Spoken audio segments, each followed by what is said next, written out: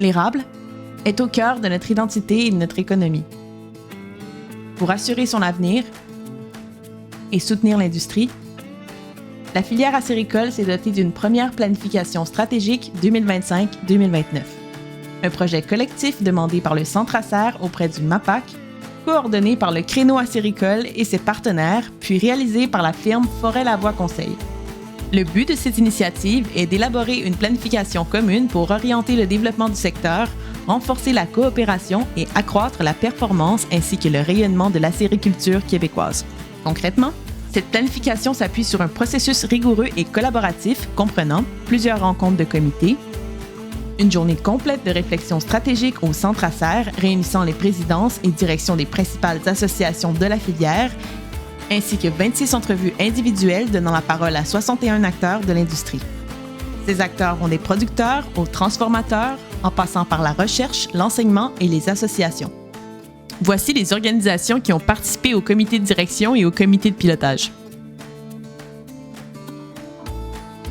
De ces échanges est née une vision commune et quantifiable pour l'avenir de la filière. L'objectif ? Accroître la production et la mise en marché de 5 % par année afin d'atteindre 220 millions de livres de sirop d'érable en 2030, tout en protégeant l'identité unique du sirop d'érable du Québec. Pour concrétiser cette vision, 4 thèmes ont été retenus. Identité et reconnaissance de la qualité. Les partenaires de la filière souhaitent définir ce qu'est le sirop d'érable et assurer le rayonnement de celui-ci. Développement concerté de la production et des marchés. La filière veut orienter son développement pour soutenir la performance de ses acteurs. Cette stratégie vise à améliorer la planification de l'usage des terres publiques et privées avec les différents paliers de gouvernement, planifier la croissance de façon concertée, améliorer la compétitivité de la filière, assurer une promotion coordonnée afin d'atteindre les objectifs de croissance, développer des outils de vulgarisation et d'information destinés au public.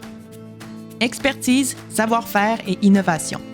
La filière souhaite mettre à profit toutes les connaissances et expertises disponibles pour soutenir sa performance. Concrètement, il s'agit de valoriser pleinement les services conseils, optimiser les efforts en recherche, développement et innovation, adapter les pratiques face au changement climatique et aux enjeux environnementaux. Cohésion et collaboration.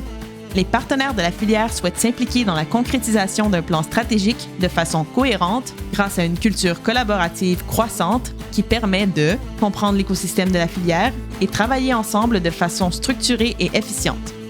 Cette planification trace un cap ambitieux mais bien défini pour les prochaines années. Il n'en tient qu'à nous maintenant d'unir nos forces pour la concrétiser. Ensemble, faisons rayonner l'érable de demain.